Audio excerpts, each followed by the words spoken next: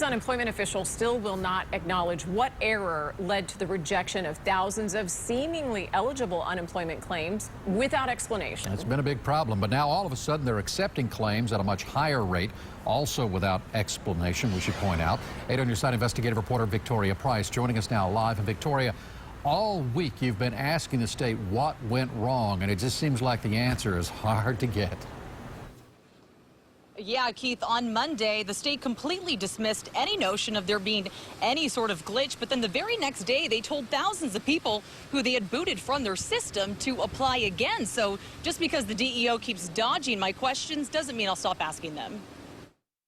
A wave of denials. And I opened it up Monday and it said ineligible. Followed by a tsunami of confusion. I cannot think of any reason in God's green earth why I would be ineligible. After the state of Florida took its unemployment site offline for a weekend processing marathon, hundreds of thousands of applicants found themselves ineligible with no explanation.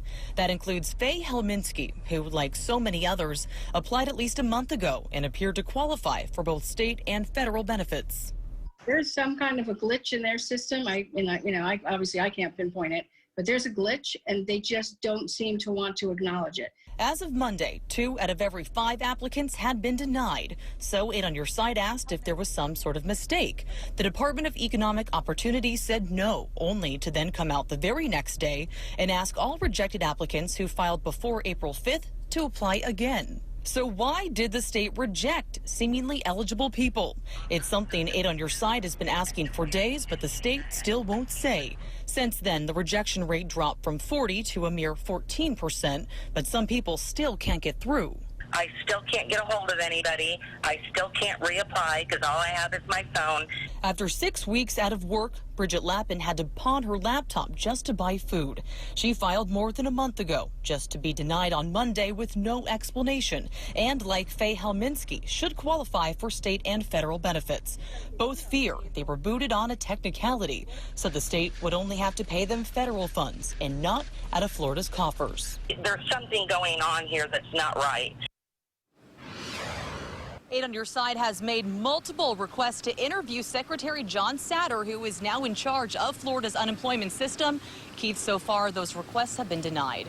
And speaking of being denied, why is it that all these rejections involve people who applied at least a month ago? Well, Keith, that is one of the things that I've been hounding the state to get some clarity on. We do know that when the state asked those people to reapply, they cited a state law that says unemployment seekers have to reapply with each new fiscal quarter. In this particular case, these people filed in one quarter because the backlog, their claims weren't processed until another quarter. But what the state still will not tell me is if that alone was enough to reject them. All right, Victoria Price live in Tampa. Thank you for that. And if you have something you want Victoria to investigate, you can call our 8 on Your Side helpline at 1-800-338-0808.